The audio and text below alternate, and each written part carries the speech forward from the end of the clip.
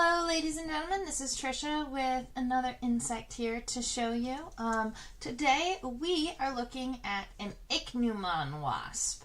There's been a number of Ichneumons that we've looked at over the course of this live stream, but I have a whole unit tray of them, and they all have a lot of a diversity.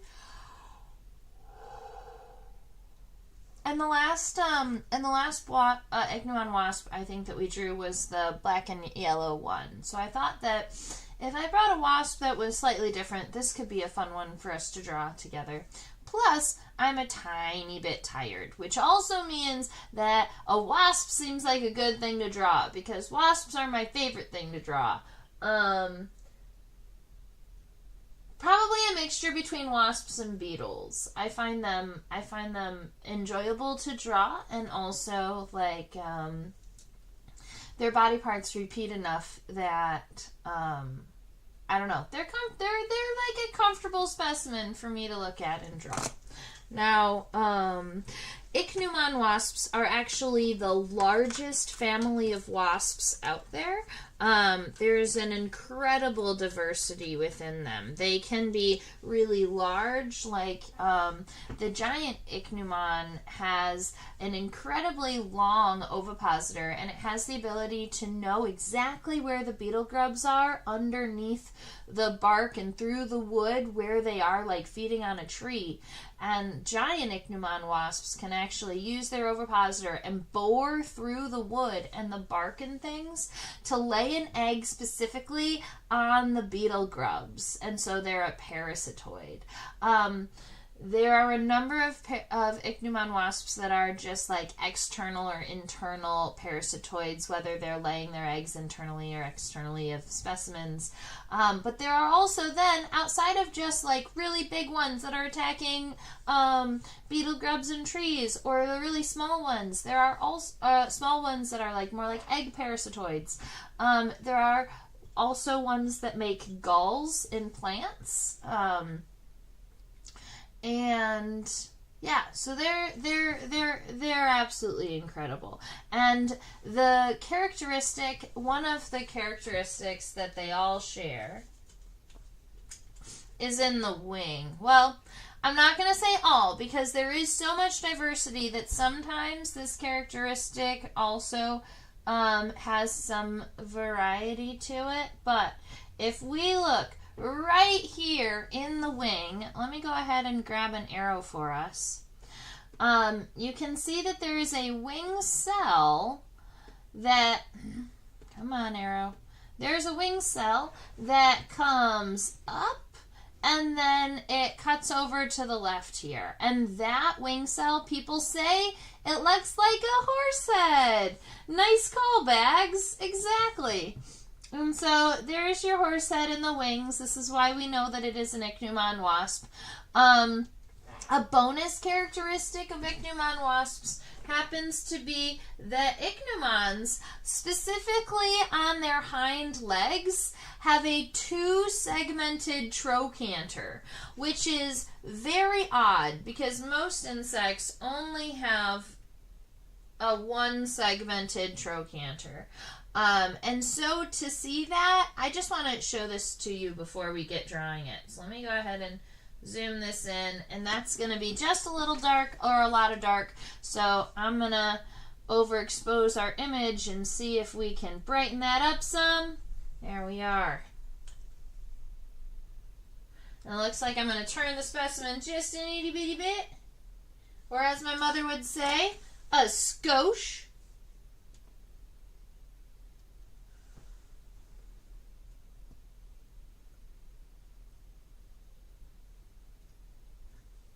It's so close to being seen.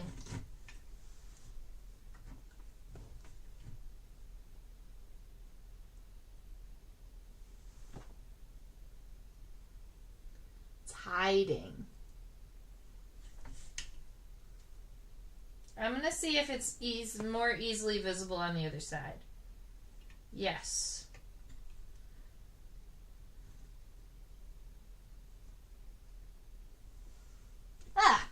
There you are, a two-segmented trochanter. So When we're discussing a leg, for instance, the first portion of the leg is going to be the coxa. That's essentially like the hip bone. That's sometimes the hind coxa is actually built into the exoskeleton of what seems like the body. That happens regularly in like beetles. But in wasps, the hind coxa is very much a standalone segment, and it helps protrude the leg even further. So right here, this is the coxa. And then the femur doesn't start until here, because the femur is that first really, really long segment of the leg. So in here, that is where we would say that's the trochanter. And anytime we've talked about a trochanter, I've mentioned that it's kind of like a knee segment or a knee joint that connects the coxa to the femur. But in the case of ichneumons, you can see that the trochanter is not just one segment, but there is this one segment here and this segment here.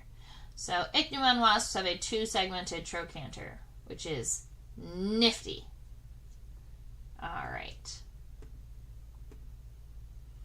And then you get the femur afterwards. And since I said it out loud, I'll go ahead and write it for you. So then the next part that you can see going up and off of the screen, that's the femur. All right. So I mentioned that this is an Ichneumon wasp. If you are familiar with them, it's one of the most easy family names to remember because it's just Ichneumon with an I-D-A-E at the end of it. So it's Ichneumonidae. And honestly, I think that that's why we call them ichneumons, because regularly in entomological lingo, instead of using their common names, people will shorten the scientific names to create new names. Like instead of saying jewel beetles, people will say buprestids, and shorten buprestidae, and get rid of the last syllable. So ichneumon comes from that. Comes that way. Some people will actually say ichneumonids. Good times. Makes me smile. All right, so we're going to go ahead and get started on this sketch. Let me zoom out. We're going to look at this wasp from this angle because this is the angle with the good trochanter side. That seems appropriate.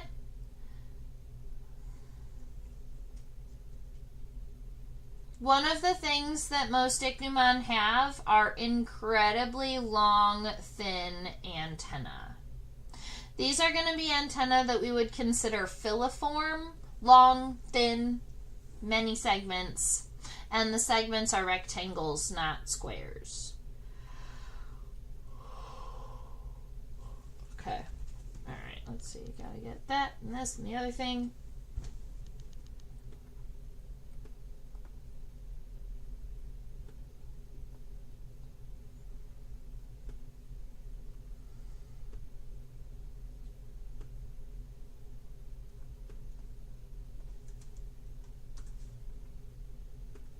Okay. Oh, staffs.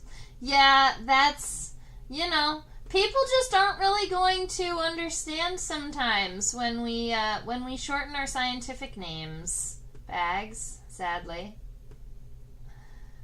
All right, you got an infection. No, it's a staphylinid. All right.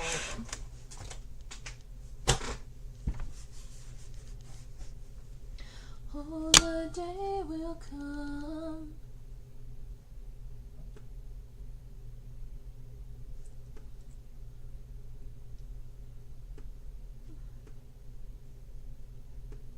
There.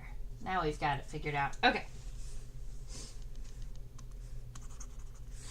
All right, way up here on the top of my paper, I'm just writing Ichneumon wasp. I'm not sure exactly what species I am, what species I have here.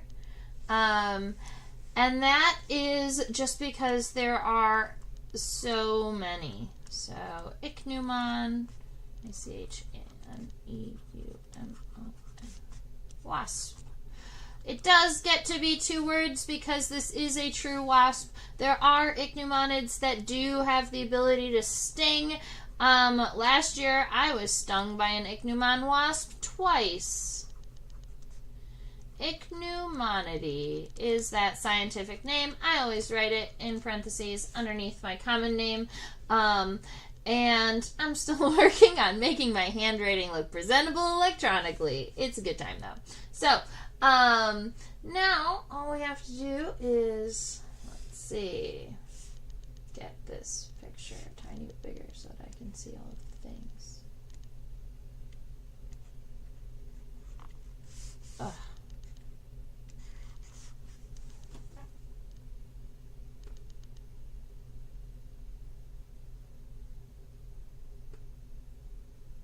Okay. All right. So one of those things is that we've got really, really nice long antennas. So I'm leaving a lot of space off to the left of my paper so that I can leave enough room for those adorable antennae. If I wanted to scooch the specimen over, you can see that those antennae are going to be almost the entire length of the body, but one of the things we can do with the antennas is kind of pull them up and over the body if we don't give ourselves enough space, because those antennae are so incredibly flexible. All right, so we're just starting with basic line drawing, right? This is going to be kind of our first nice light sketch. Something I've been doing is doing my nice light sketch in orange and then going back over it with detailed illustrations in black. So that's what we're going to do here today. When I'm starting the head of this Ichneumon wasp, the back of the head, I'm seeing from this perspective is pretty flat. So I'm imagining kind of like the letter D, just backwards. So kind of flat on the back, but nice and round up along the front. And then in this case, the head actually does have a little bit of a flat space in the front of it. We are going to have mandibles and chewing mouth parts and labial palps and all types of fun stuff as part of the mouth. But right now we're just trying to get a nice light outline so that we are not like intimidated by a blank sheet of paper, right? So when we're working with wasps, we, instead of having a head, a thorax, and an abdomen, we say that they have a head, a mesosoma, and a metasoma. That is because technically the first segment of the abdomen is on like the second region of the body, and instead of trying to come up with a specialized way to communicate that, they just gave the body regions new words. All right, the mesosoma here reaches up way higher than the head, so we're gonna just take this up here and we're gonna go way up. We're gonna kind of make a right angle here, but that is nice and rounded, and then we're gonna follow our way back down. Now, with the length of the mesosoma here, the head and the mesosoma combined are going to be the length of the metasoma. So the first and the second body regions combined are going to equal the third. But it looks like this mesosoma kind of drops down and gets really thin pretty quickly, interestingly enough. The bottom, the thoracic region, the bottom where the legs are going to be connected, that looks a little bit flatter. And we are going to be able to, when we come back, we're going to modify all of these. So there we are. The wings are going to connect approximately right about here. You know me, I like to give at least a little U shape so that I know in what direction the wings are going. The head and the mesosoma together are going to equal the metasoma. So if I go ahead and kind of take a measurement on that. Boop. All right. Let's see. The metasoma is really nice and thin in comparison to the mesosoma, and I would say that at this perspective, the metasoma doesn't go up too much higher than the head. So we're gonna give ourselves kind of a rounded metasoma that starts kind of a little bit narrower and then rounds out. And keep in mind that these are just kind of basic shapes to get us started. We're going to be modifying these a whole bunch before the end of the night is done. One of the things I want is I want the top of this mesosoma to be flatter for just a little bit longer before it cuts down. So I'm going to just clean that line up a little bit. All right. So we've got, let me zoom out one more. We've got a prosoma, a mesosoma, and a metasoma, which are just words. Prosoma actually legitimately just means head. Mesosoma is this middle body region from here to here, and then the metasoma starts here and goes to the end. All right. At this point, we've got some sketch on our paper. I think we're ready to zoom in and add some of the detailing onto the specimen. One of the things I'm going to have to be careful with is those hind legs are very, very long, and the back of my metasoma is bumping up against the back of my available space here. So I might end up needing to shift it. We'll see what happens. All right. So I am just going to kind of fade out these sketchy lines. You don't have to do this because your lines are already nice and light, just like I used to do when I was drawing on paper. And now we get to zoom into the head and check out all of the fun details, including the compound eyes and the antenna and mouth parts. All types of fun.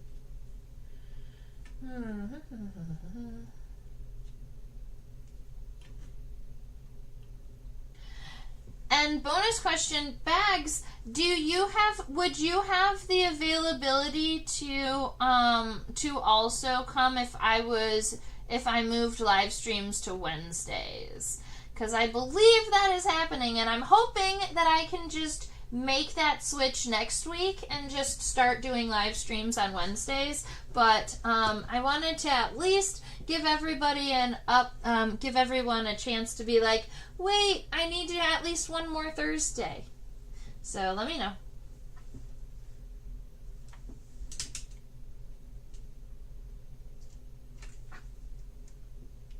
That works for you. Yay!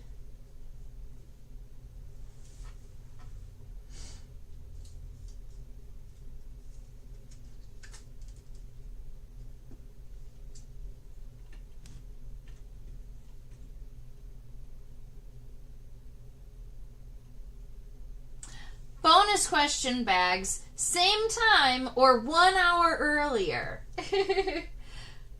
I'm considering 1 hour earlier, but if this time is fabulous for you, then what I'll end up doing is I'll just fill in that hour slot before this class with a different adult class.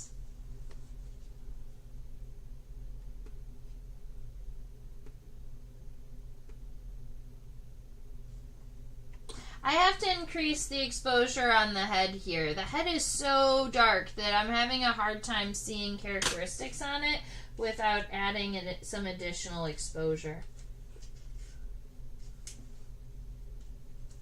I want to get a good lateral view of this. Oh, that's much better.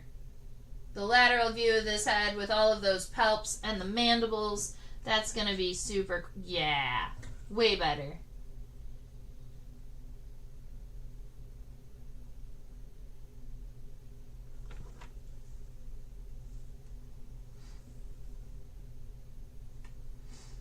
Okay.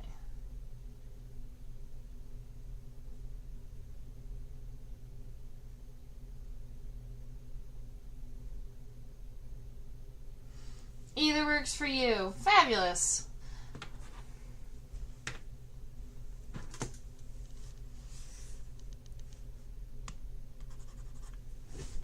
Okay.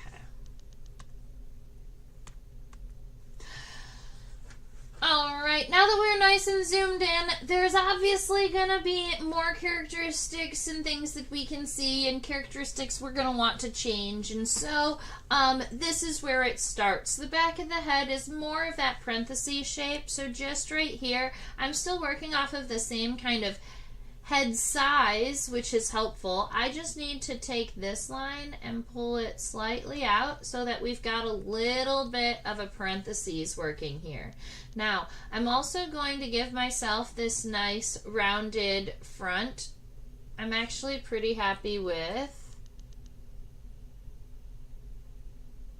this shape here. Now, Ichneumon wasps do have 3 simple eyes. So they have those 3 ocelli up at the top of their head that are essentially light sensors, right? They can't see color, they can't see shape, they can only see light versus dark.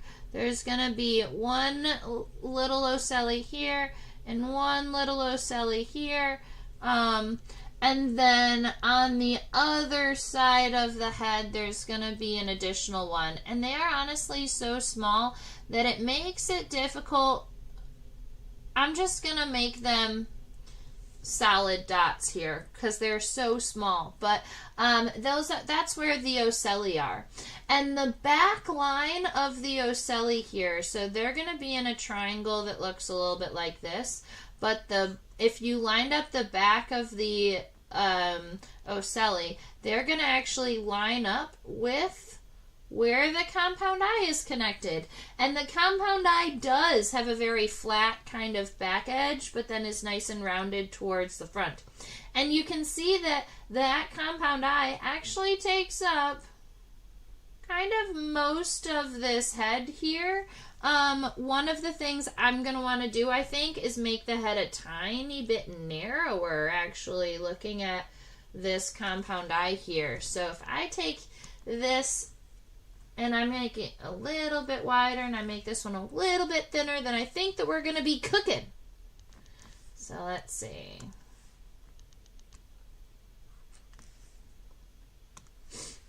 So this compound eye has many individual lenses on it, and those individual lenses are called ommatidia. It sounds like a bad word. It makes me smile. All right. So this compound eye, I always make sure that I add some cross-hatching within compound eyes. That is, diagonal lines in both directions, just to make sure we know that all of these individual lenses exist. Plus, I think that just makes the compound eye come to life, in my opinion.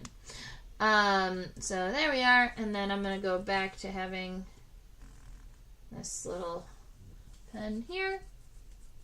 Fabulous. Now, we've got a couple more things we want to add to the head here.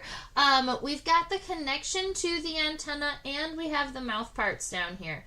In antenna, we've got the scape, the pedicel, and the flagellum. The scape is the first segment of the antenna, and in this case, it's a little bit triangular. It starts right around here. In comparison to the eye, it doesn't go past it, so it's going to be right about like this. All right, so we've got that scape there. That's a solid connection to the head. Antennae are really important. But then there's going to be a pedicel. That's like a little itty bitty segment after the scape. And the pedicel, and it has to be a little bit narrower actually too.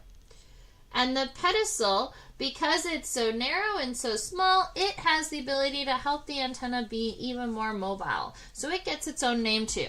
The scape and the pedicel, but then the remaining segments of the antenna, they don't get their own name. We just call them, in their entirety, the flagellum. If you wanted to refer to individual segments within the flagellum, you call those segments flagellomeres. So, that's fun. Alright, now the mandible here, let's see. There we we go. The mandible here does actually have a split at the end, so when I'm drawing it, instead of just drawing like one triangle like sometimes we'll do, in this case, the end of the mandible is actually kind of bifid a little bit. So coming down from the head, it's actually going to appear to have 2 teeth. So I need it to come down kind of concave, but then also that way. Yeah. Okay. So that's what we're looking for our mandible that's close on this side. If you wanted to add kind of the mandible on the other side, sometimes I'll just add a line down here so that it looks like you've got another mandible kind of tucking into that space. After we get those mandibles situated, one of the things I wanted to make sure we added are these adorable little palps. In my microscope, I count them as being 1, 2, 3, 4 segmented, and they're here at the base of the head. And they don't go any longer than the mandibles, and they have 4 segments that they fit in that space. So I'm going to just thin my marker down just a little bit so that I can add 1, 2, oops, don't get too big, 2, 3, 4. Little 4 segmented. We would probably consider this is probably a labial palp on the bottom jaw, and technically there are 2 of them, but there's 1 on each side. So sometimes I just like to add the 1 so that you don't have so much happening in there. Plus, I'm pretty sure that I'm going to have a front leg coming through behind it, so I don't want to rush that one. I think the leg is going to be a little bit more important.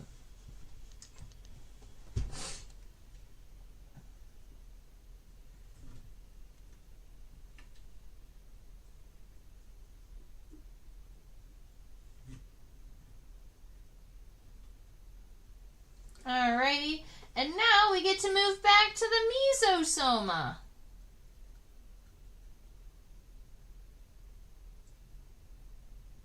I love how humpbacked it looks.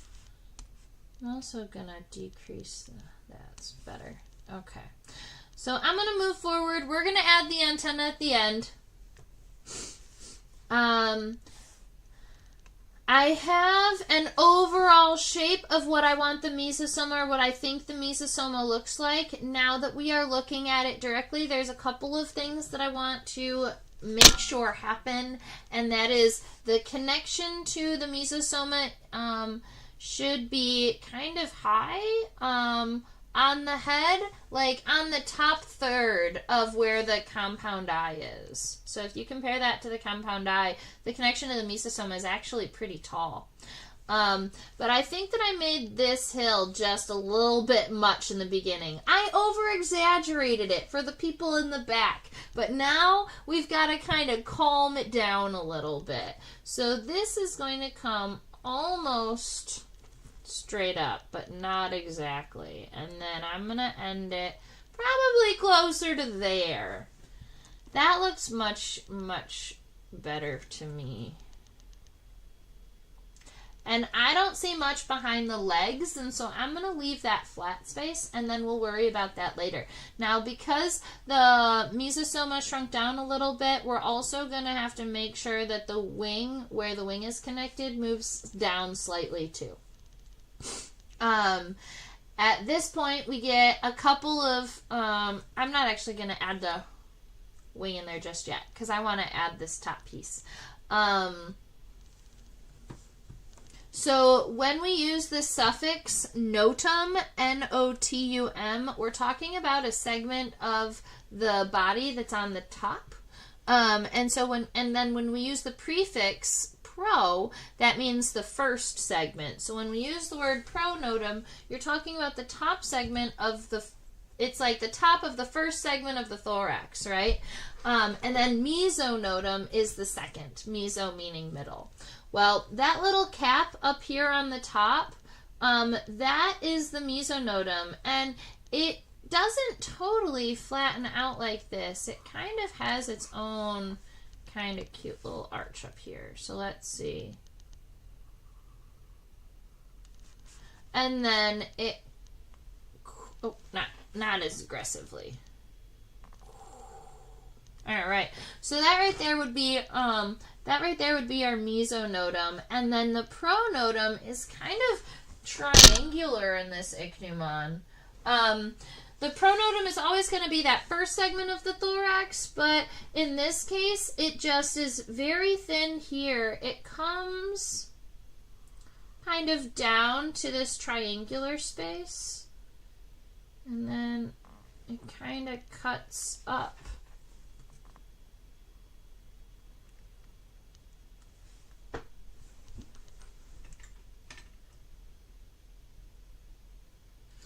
Yeah, kind of like that.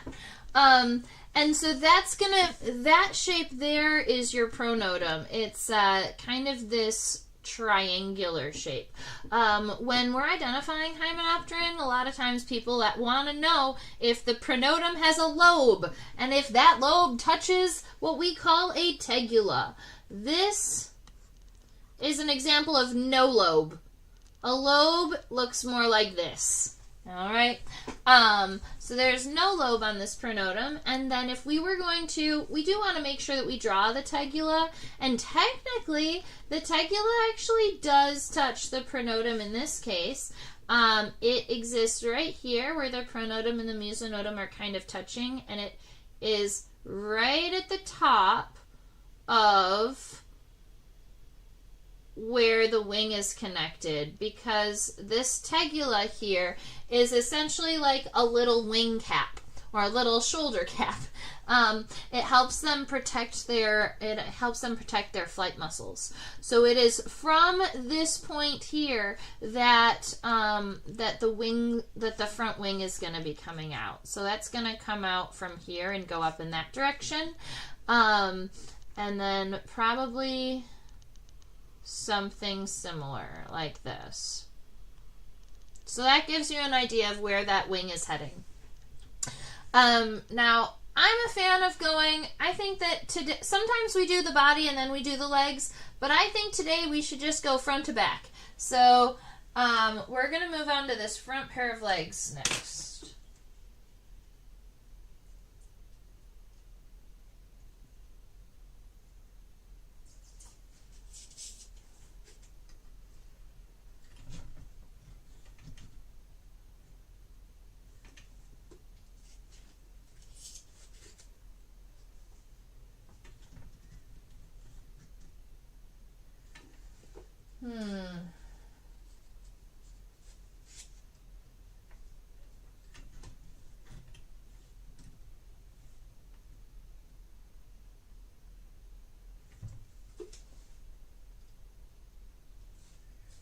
Okay.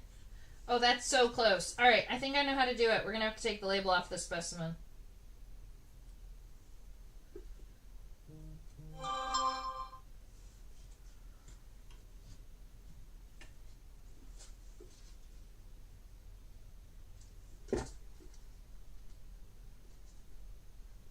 There we go. This is a cool view because we also get to see the wasp head on. Look how cute she is. Aww. Alright, and this is a decent view of our front leg here. So we can see a femur, a tibia, we can count 1, 2, 3, 4, 5 tarsal segments, and there are tibial spines in there. They're kind of the curved, hooked tibial spines that look like they could be used for cleaning antenna really, really nicely. One of the characteristics, I like this view of the leg, but you're not really able to see the coxa or how that leg connects in this way. So I wanted to just show you here that the coxa is going to be connecting right kind of to the edge of this pronotum, but then slightly in front of it. And that's what makes the the thorax look like it's square. So you notice that we've got all of this kind of space here, and that's because we're looking to fill at least some of this space here with the coxa. I wish I had... All right, this is what we're going to do. We're going to take this picture so that we don't lose it, and then we're going to refocus because I want to go and actually see the true shape of the coxa. I don't want to guess. This is illustration. We've got some time.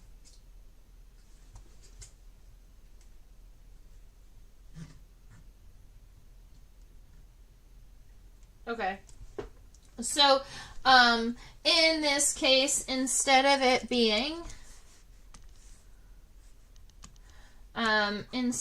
being square like this, the coxa is actually kind of more round. Kind of cute, actually.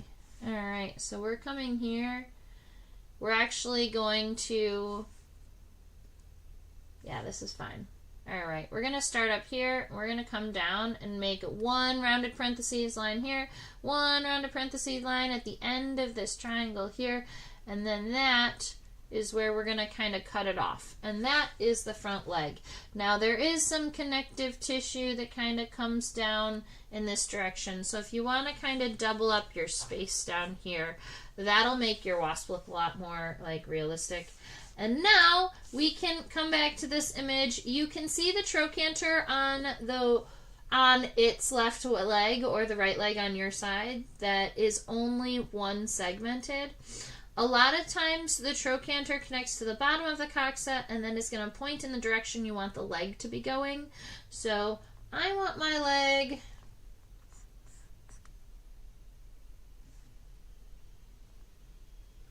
I think I want my leg to be going down like this, but kind of shorter, right? So the trochanter in this case is going to connect right in here, and then it's going to be almost trapezoidal in shape, a little bit narrower in the base, a little bit wider at the end.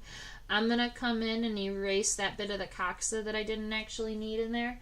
And then we get that femur. Now, if you look at the...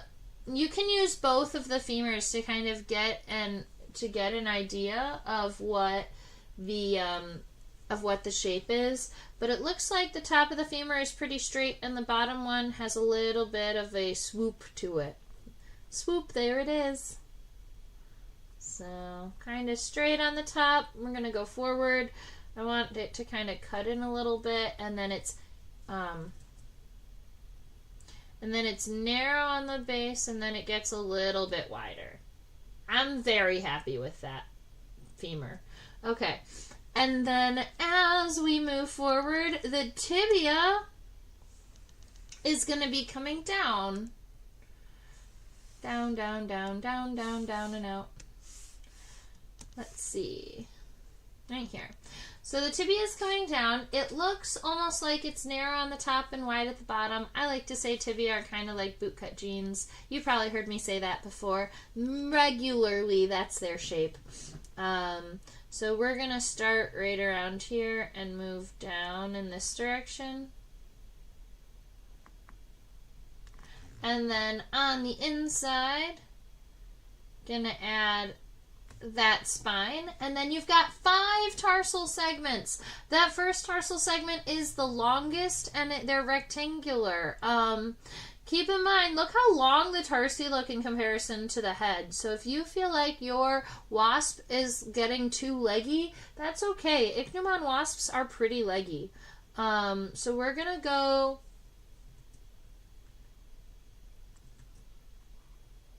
1, 2, 3 rectangular ones before you get a 4th kind of triangular segment, and then a raindrop segment with the claws. Oh, like that. Rectangular segment, 3 rectangles, 1 triangle, and a raindrop.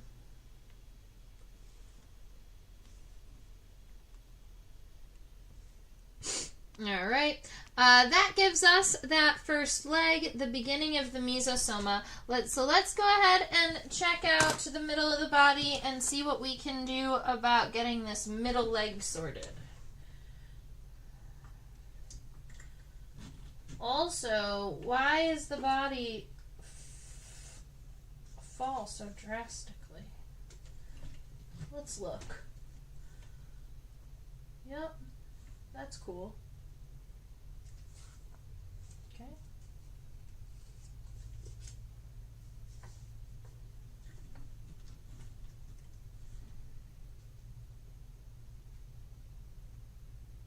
Oh, I see.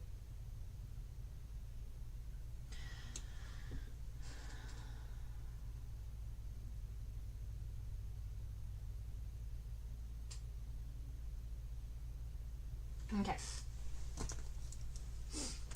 So at this point, what I was trying to focus on and what I was trying to check out was the back of the Ichneumons mesosoma and how it like drastically cuts down like that.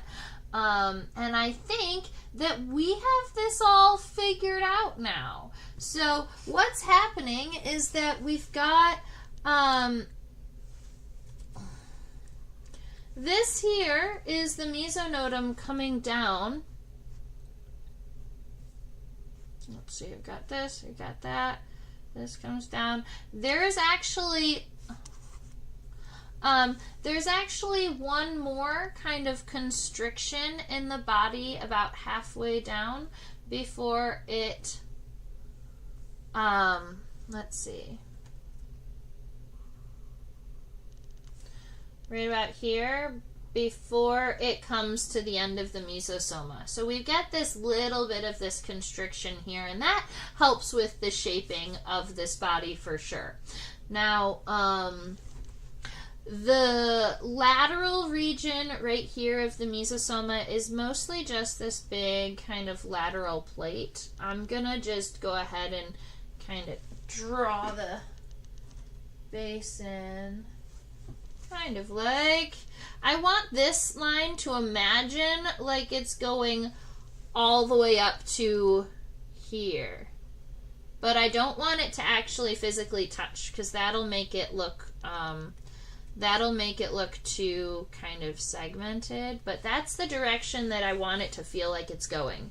And then on the bottom of this space where you see that your arch has kind of separated away from your sketchy line, that is going to be where the mesocoxa is. So that is the coxa that is going to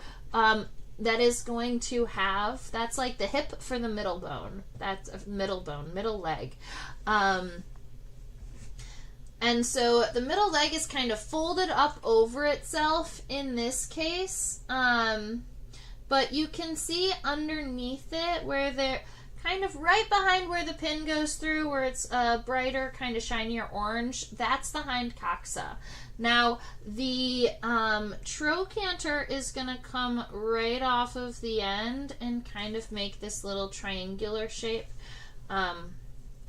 maybe a little bit wider, more like this. And then I'll go ahead and erase any of the coxa that's on the inside that doesn't make sense with that. Very good. So we've got a trochanter now. Femur, tibia, and tarsi. That's what we worry about with the rest of a middle leg. And let me see if there is another middle leg where we can see even better details. You could be the cash, be the roadman.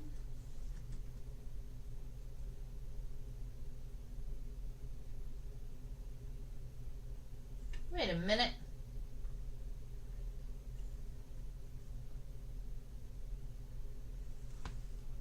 The middle leg has a two-segmented trochanter also. That's wild, and I didn't know that, and I don't know if that's a characteristic of all ichneumons or not. that would be an interesting one for me to look into. But you can see from this angle here that we've got that nice round coxa coming down, that really thin trochanter, but then there is another little kind of boxed segment right there before the femur starts, and that is a second trochanter. It's a second segment of the trochanter. That's kind of exciting. So not only the hind leg, but the middle leg too has that characteristic. Now, the femur itself is fairly long. I'd like you to keep that in mind. We have this front leg kind of pushing forward, but we want the middle legs to kind of sit at approximately like the same place so that it looks like the wasp is on the ground. So to make that leg do that, we're going to have to kind of angle it backwards and then go down quite a bit. I think this is going to work. So the top of the femur is pretty straight. I really want you to be able to see the whole femur. There we go. Okay. The top of the femur is pretty straight until you get to the very end, it looks like. So let's go ahead and go. Whoop. Whoop. Yeah, that's good. All right, so we've got that femur. It has a little bit of a notch at the end so that we can add the tibia there, and then it's narrow in the beginning and gets a little bit wider, but not that wide. Perfect. Go in, clean up any lines that you may have doubled up. That happens on paper too. Okay. Alright, so we've got a nice long femur, and in comparison to the rest of the body, that femur looks crazy. It looks like a long jumping leg. And that's okay, because ichneumons get long legs.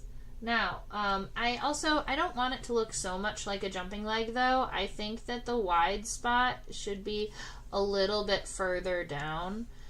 Shouldn't be so close, like concentrated. Yeah, that's better. Okay, so we get that femur.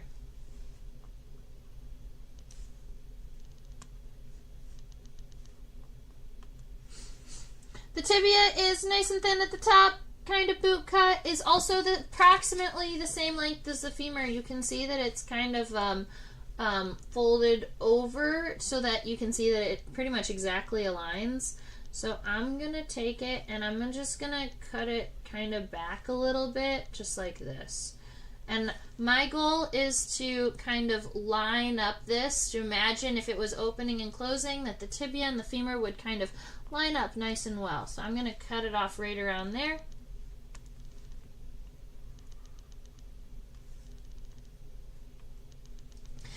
And then, yes, we get 2 tibial spines. Check that out. Fabulous. No, come back.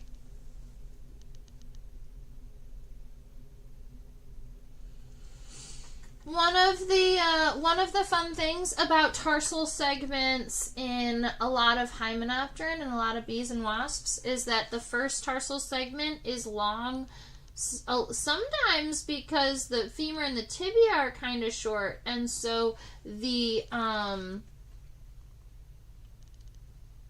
long because sometimes the femur and the tibia are kind of short, so having a first tarsal segment that's nice and long will also kind of help support the length of the leg a little bit. So you'll see regularly that the first segment of the tarsi go in line with the tibia, and then after that you're gonna have them kind of bending and shifting and changing at the segments. So that's 1, 2, 3, And then 4 and 5 are a little smaller. 4 is triangular, 5 is a raindrop, and then we get the 2 claws.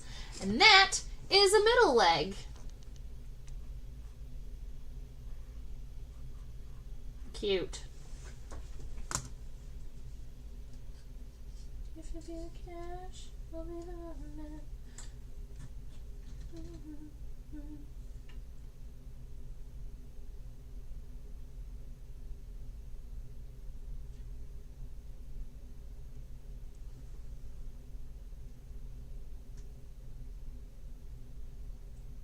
All right.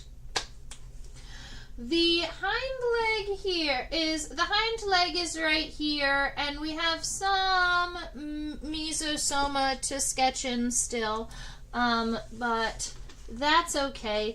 We already have an outline of where we knew it was going to go, right under here, but we've got all of these lines now, right? So we know whereabouts it's going to go, but there's a lot of things that we're not going to be able to see. So let's see. This is the coxa, but we do want at least a little line here to show that there's that separation in the body. And then I'm going to just kind of cut it down right here. The issue is that we're going to be dealing right here. So for instance, the coxa is going to connect here, right behind where the femur starts. But the hind coxa is actually so large that we should actually be able to view a little bit of it post, kind of like that, post femur there. So we've got that little bit of a coxa kind of on the other side of the femur. And then we get the 2-segmented trochanter again. That's one that I showed you earlier on the hind leg. The first one looks almost like a it's kind of cup shaped, I guess, like a ice cream cone shaped, maybe cone shaped. That first trochanter, and then the second one, really small, itty bitty teeny tiny, just to help with movement. So those are your 2-segmented trochanter on the hind leg, and then you get a nice long hind leg, just like you get a nice long middle leg. And I love that the legs here in the image are right up against one another, because it shows you that where the femur and the tibia are pretty much the same length, the tarsi are even longer. All right, so that's the goal. Our goal is to take this leg. It's going to sit behind the middle leg, and it's only offset by a little bit. So we just want to get an estimate as to how long. There we are. We need to get that femur in. Yeah, I'm happy. I think that's good. All right, and the femur in this case, it doesn't look as kind of bulbous in the center. It almost just looks kind of evenly round. So I'm just gonna kind of evenly make this hind femur. The tibia, on the other hand, though, is also a boot cut, right? So we want to make sure that that guy comes down here and gets a little bit wider at the end, and is also going to have 2 tibial spines. All right, now I run into this issue where I am running out of space on my paper.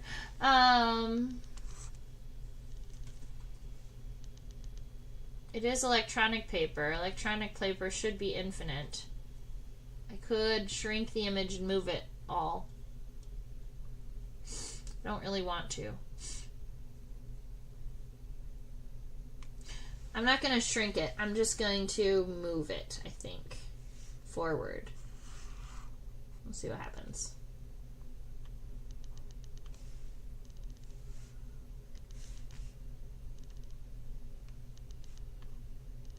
Aha! The only issue is I don't exactly remember how to deselect.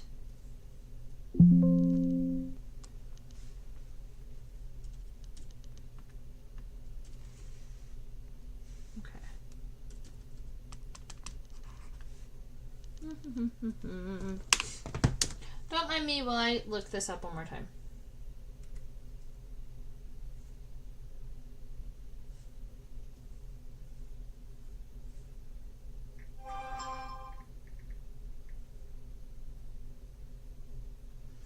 Back in the day, deselecting things was just as easy as pressing the enter button. But now I got it all sorted. We've figured it out. I'm gonna get rid of my light outline because at this point it's kind of shifted off base. You know, maybe I do want it to see where the abdomen is. All right, now we get some tarsal segments. The first tarsal segment is going to be really, really nice and long. Did I bump this? I must have.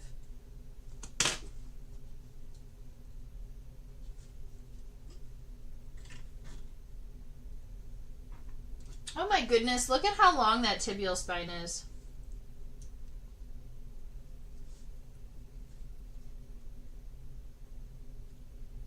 Bags. I know that I can resize the canvas, but I don't know how it affects everything else. I will be continuing to learn this program. Look how long those tibial spines are. They're much longer than I expected. I kind of drew them in without looking at them. I know that that's not particularly good. So let's go ahead and make sure that they are just what they need to be. That first tarsal segment is like much longer than the first one on the middle leg. So make sure that you make that distinction, and then at least one of at least this tibial spine that we can see is like half of the length of the first tarsal segment. Woof. All right, now we get 5. So the next one is about a little less than half. The next one is a little less than that, so that's 3. And then triangle and raindrop. And I know that I kind of shrunk those last two. Man. Here. All right. We did it. It fits. If she fits, she sits. There we are. So we've got a front leg, a middle leg, and a hind leg on the wasp that we are drawing here. And now I do want to finish up this abdomen. And actually, we can see the abdomen fairly well here. I'm just going to rotate. I'm going to rotate the camera rather than the specimen this time. How funny is that? All right. Simpler. I really like this view of the abdomen. Keep in mind, and I'm saying abdomen, but I mean metasoma. Keep in mind the metasoma is the length of the head and the mesosoma combined. So if you've done much shifting or changing your drawing it as I've been doing it, you may want to double check your measurements a little bit. That could be helpful.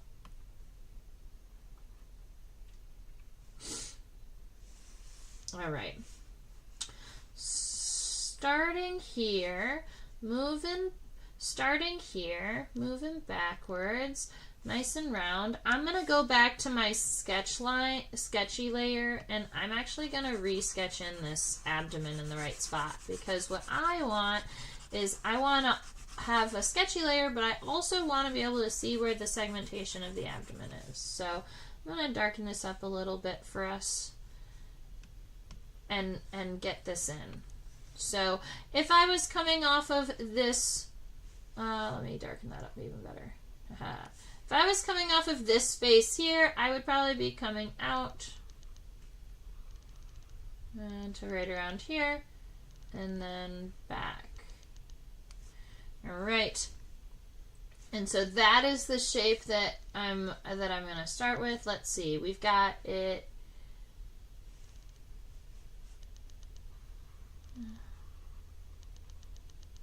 Okay. Closer to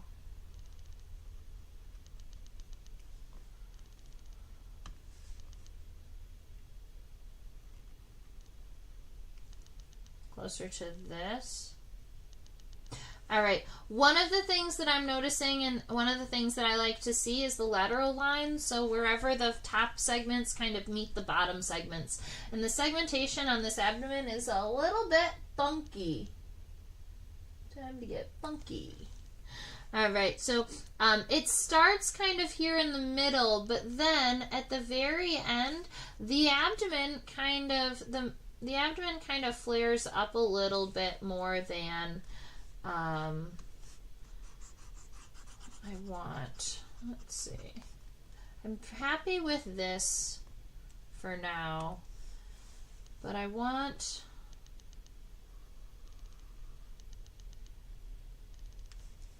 more like this. Yeah, all right.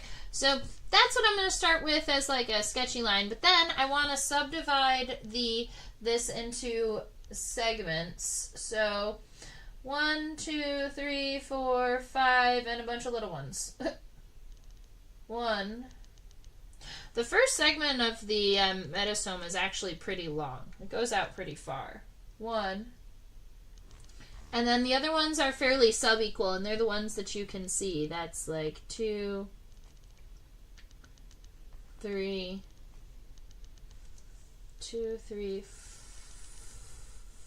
4, 5.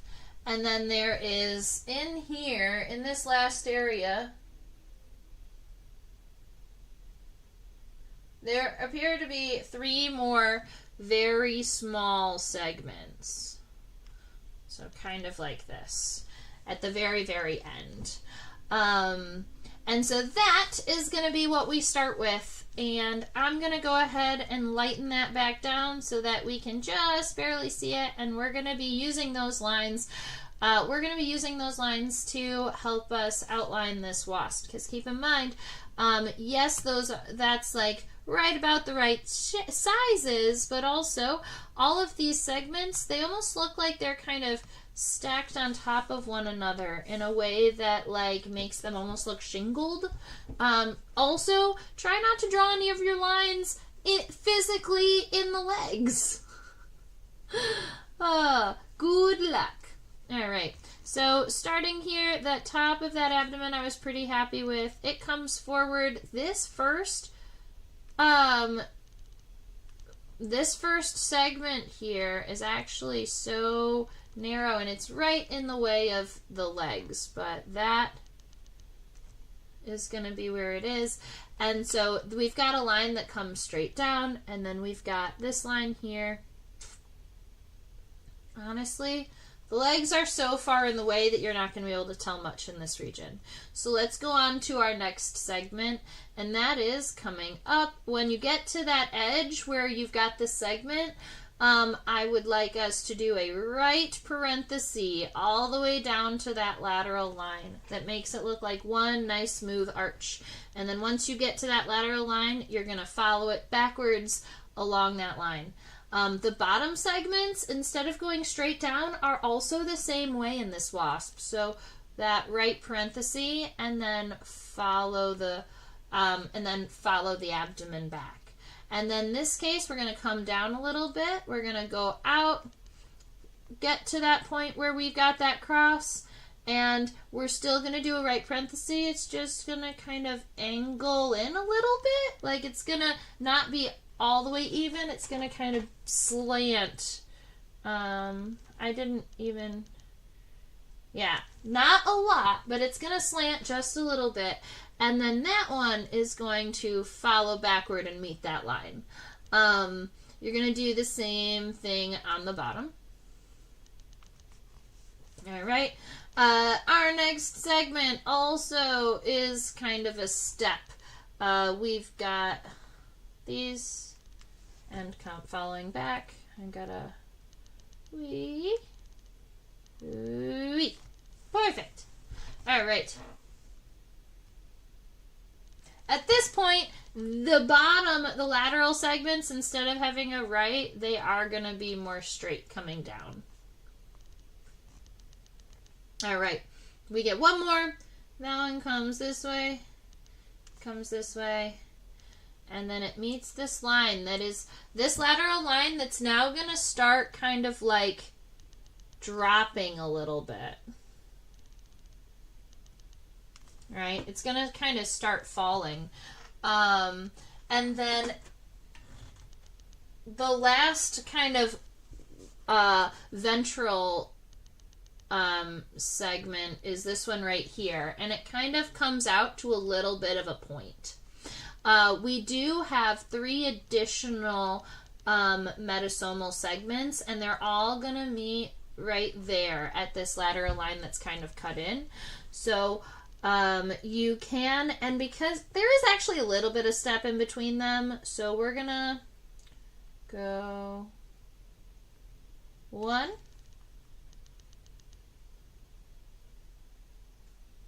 2,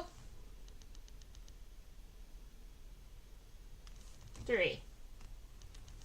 Oh, it looks so cute. All right. There's a couple of lines that bother me. This one here in particular, I want it to be, I don't want the segment to look like it's concave. It's okay for it to kind of look straight, but I don't want it to look like it's kind of sinking into the body at all. All right, if we zoom out, we can see our Ichneumon wasp. So we actually did pretty good with ratios here. I'm pretty happy. We've got the head, the mesosoma, the metasoma all sorted. We've got, the only 2 things we have left are the antenna and the wings.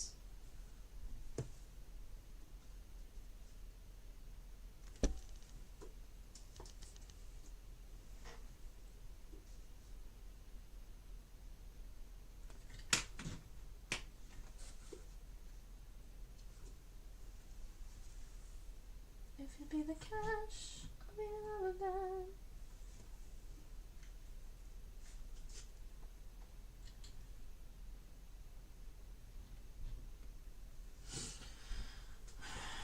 All right, I'm gonna see about going back to auto exposure so that it's not so bright. There we are. This gives you an idea of what the wing venation looks like on our Ichneumon wasp. Personally, I'm starting to feel a tiny bit tired, so I don't really want to spend all of the time doing all of the wing venation. But what I can do is show you kind of how I would do it with that if I was working with kiddos. Oh man,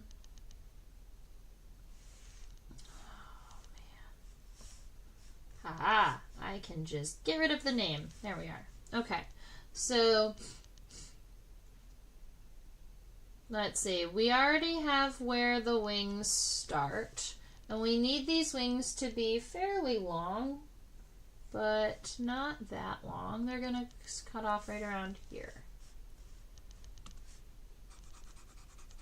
It's one of the things I like to do is make wings as long as a little bit longer than what I think, and then it's like, oh, right about where it looked good, that's where it felt like, ooh, that was a little bit too far, and then you cut it back.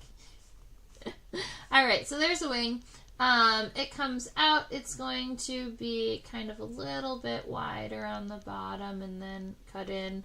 The Ichneumon wasps have a really kind of a thinner hind wing underneath. There is this stigma here. It's sometimes people call it a stigma or a stigmata. Sometimes people call it a pterostigma, but it is just kind of this dark triangular spot on the wing here. After that spot, you do get a cell that we call the marginal cell that seems to be important in a lot of identification or helping you to find like submarginal cells and things.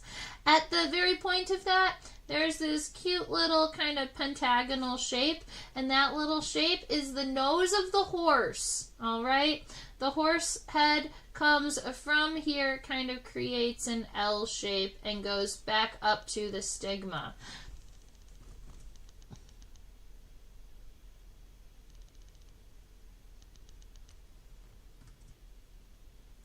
And because it's a horse and not an insect, I've always had a hard time drawing it.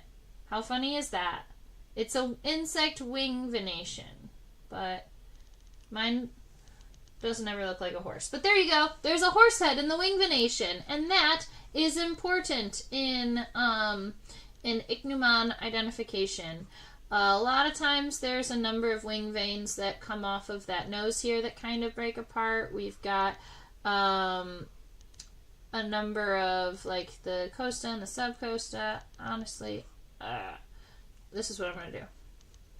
And then I'm going to take a line that's just a little bit thicker than everything else.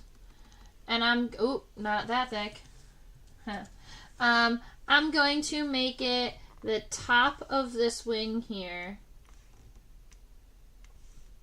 just a little bit thicker, because you get the coastal cell, or the coastal vein, along the leading edge.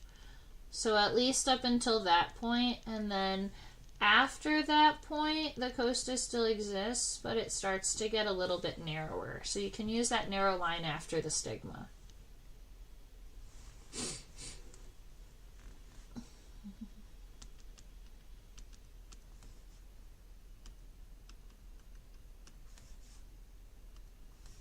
And then the antenna.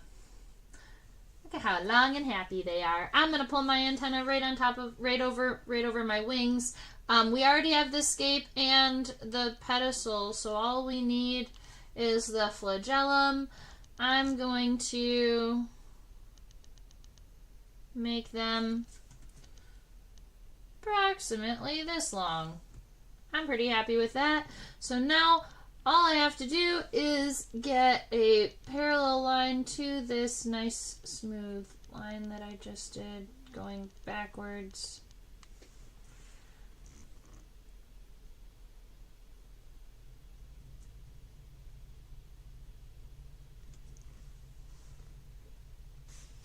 All right. We got this.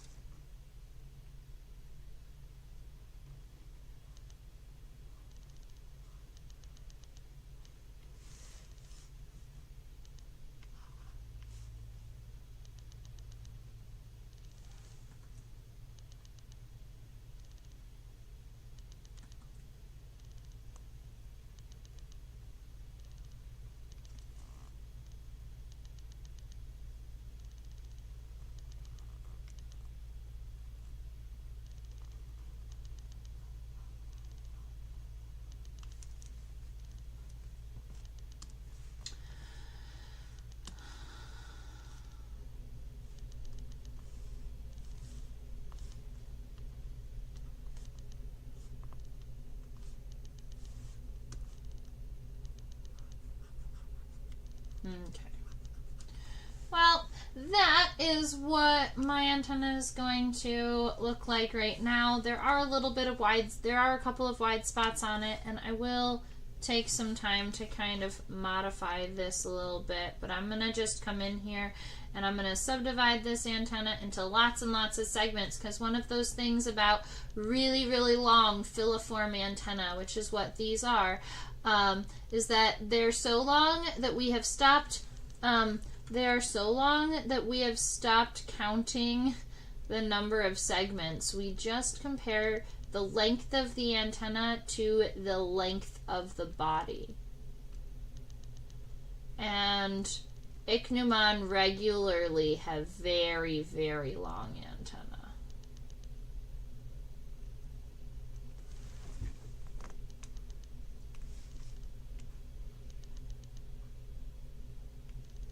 Cool.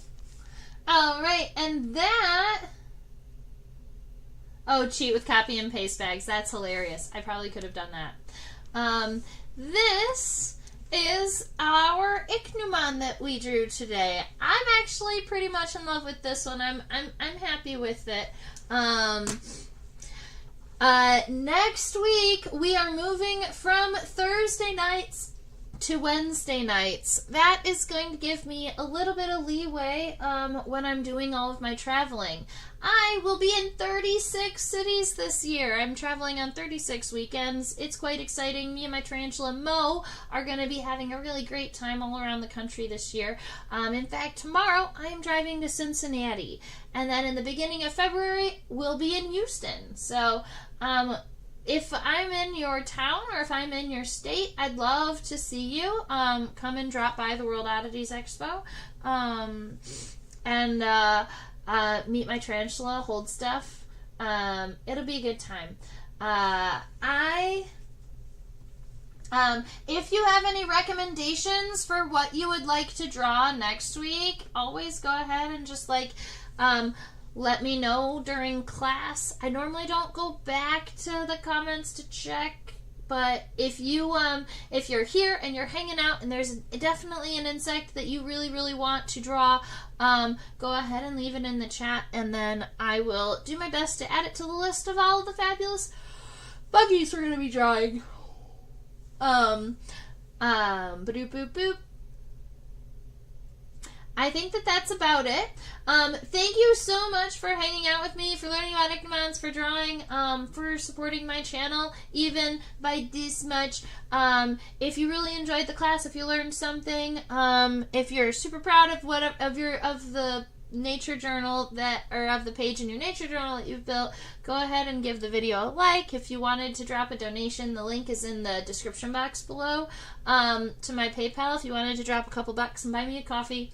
I hope that you all have a fabulous rest of your week, and stay buggy.